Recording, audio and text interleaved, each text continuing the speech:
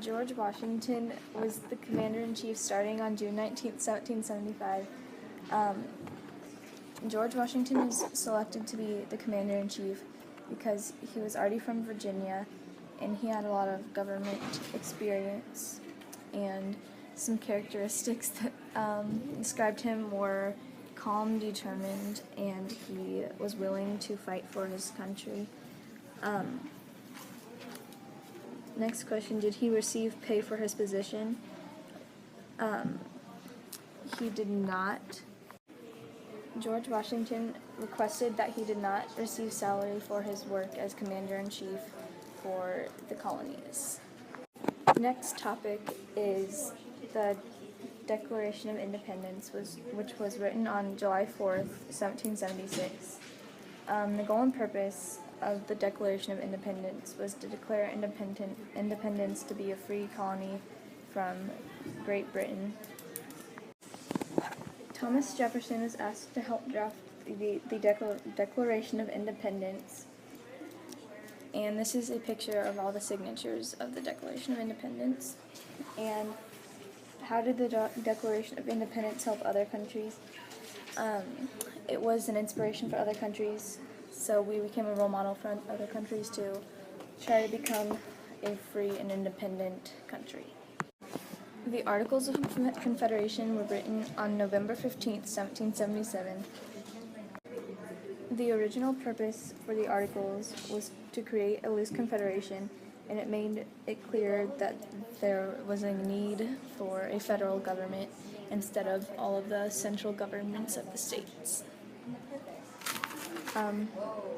What were the realistic outcomes of the Articles of Confederation? The realistic outcome was a federal government, and it led to constitutional conventions. The next topic is the Treaty of Alliance with France, which was on February 6, 1778.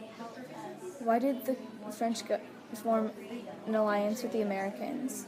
Neither agreed to separate peace with Great Britain, so they would always have the security of being united with Great Britain.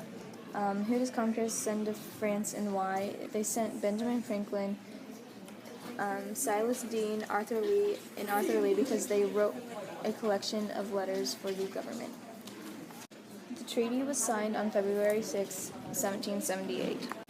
The Treaty of Paris was written on September 3, 1783. It was signed in Paris. Who were the three Americans that were involved with the signing of the treaty? And they were Benjamin Franklin, John Jay, and John Adams. Which article of the treaty was most important to the Americans? And it was the preliminary articles of peace. What was the primary goal of the treaty? And the primary goal was that Britain saw 13 colonies to be free and independent, and the U.S. allowed for Western expansion to happen. Who represented the British at the signing? And it was Richard Oswald. The next topic is the Constitution of the United States, which was on September 17, 1787. The definition of ratify was to sign or give formal consent to, and the Constitution was ratified in 1789. Who had more power and why? The states had more power because they wanted to protect the majority rule and the minority rights. And what was the problem with who had more power? They couldn't print money and couldn't make laws without the countries knowing, and basically they weren't united. The last topic is the Federalist Papers, which took place in 1787 to 1788. Who were the writers of the papers? The writers were Alexander Hamilton, James Madison, and John Jay. How many were written, and did the Americans really know the true authors? There were 85 essays written, and at first the essays were signed anonymous with the name Publius. What does the given name mean, and where does it come from? It comes from a Roman hero, and it means public.